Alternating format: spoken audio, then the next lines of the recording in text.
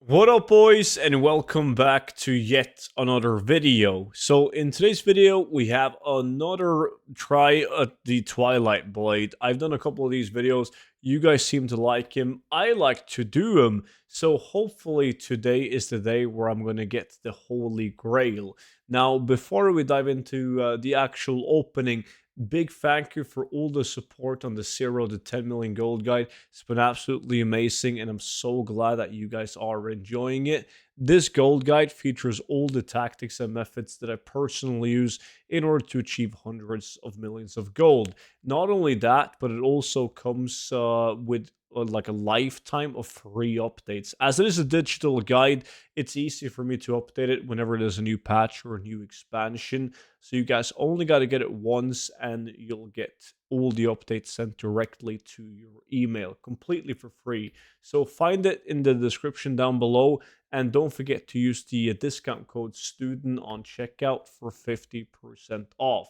Now, a lot of you guys alongside me have tried to obtain this blade, and there was somebody on my VIP Discord who actually managed to get it, and then one guy in the YouTube comment section as well. Now, by all means, it's a collectible item. It's stupidly expensive. This is not something you're going to sell the same week as you obtain it, by no means.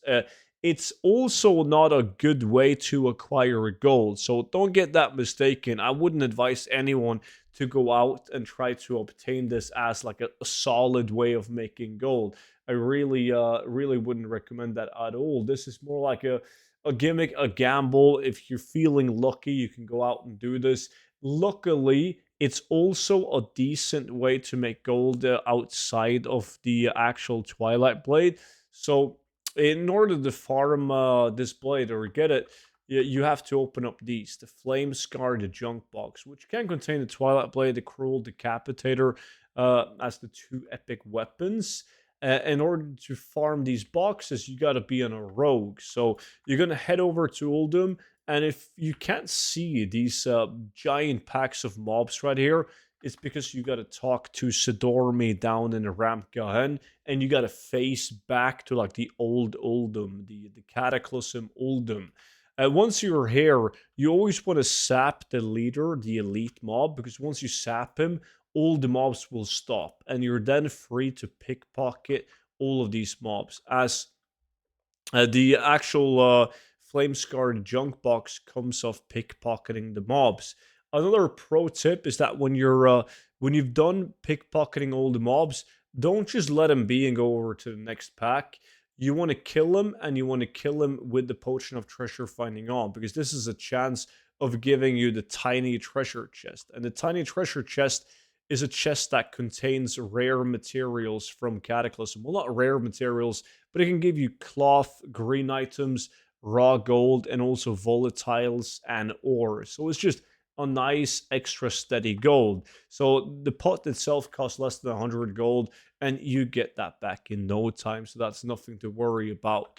Another reason why you want to kill the mobs is because when you pickpocket the mob, you're going to get the message after pickpocketing it that you cannot pickpocket it. It's all the pockets are emptied. You've already pickpocketed this mob. Now, if you don't kill this mob, eventually the loot table of this mob will respawn. However, it will respawn faster if you kill the mobs, and the entire mob respawns with their pockets filled with loot. So that's just more efficient. And the route that I do, because if you're going to do a long session of this, you're just going to follow the staircases, pickpocket all of these mobs right here, every single big pack, and then you just continue up on the mountain. And there's going to be a bunch of mobs, not in big packs, but still, like this area right here has a lot of humanoid mobs that you can pickpocket for the items. Continue all the way down at the mountain, and once you reach this area, you actually want to fly down to Obelisk of the Moon. And this area is also filled with even more humanoid mobs. You'll see them down here. There's a ton of them down here as well. And once you've pickpocketed all of these guys, which you don't have to kill these, by the way, if you don't want to, I still do, but like they will spawn by the time you come back to them again. So And once you've pickpocketed those, you just go back to the stairs, the mobs will be spawned, and you're good to go again. Now, outside of the loot that you can get from the tiny treasure chest and like the cataclysm materials, pickpocketing these also have a chance of giving you the dice. From these specific mobs, it's the loaded gnomish dice, where you see the EU market value went from 40,000 gold down to, on my realm, it's now 14,000 gold, mainly due to this video. And it also opened up the eyes for dice in general, as each dice gives you a different junk box with different epics in it.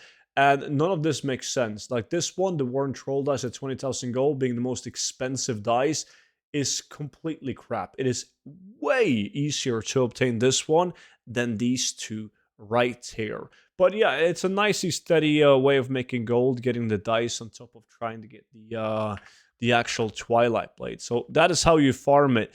Now, I'm just going to unlock the last two boxes that I got while shooting this video. And we're going to pop open Loot Appraiser. And we're going to start opening up these boxes. Now, the sad thing about opening up these boxes is the fact that if you don't get any of the epic weapons, you're not going to make any gold. Like, you get anywhere from 10 to 25 silver, or even lower, like 6 silver as well, up to like 25 silver opening up these boxes. You mostly get nothing out of the boxes besides from a couple of trash items, just gray items that you will vendor. You can get like gems, but they're not really worth anything. And you can get a couple of miscellaneous items like these right here, the Deathwing Scale Fragment and the Silver Charm Bracelet, but they're bad. There's nothing good that can come out of these Flamescar junk boxes except from the weapons. And if you're actually lucky enough to get one of these weapons, which the exact drop chance is unknown, like exactly, if you trust Wowhead database, then by all means. But if you're lucky enough to get a weapon and it's the Cruel Decapitator, that's kind of a bummer, because that one has like 1 million shared appearances. Every single junk box from pickpocketing has like a blade that has the same appearance as the Decapitator. It's also a world drop with the same appearance, so it's not a good item.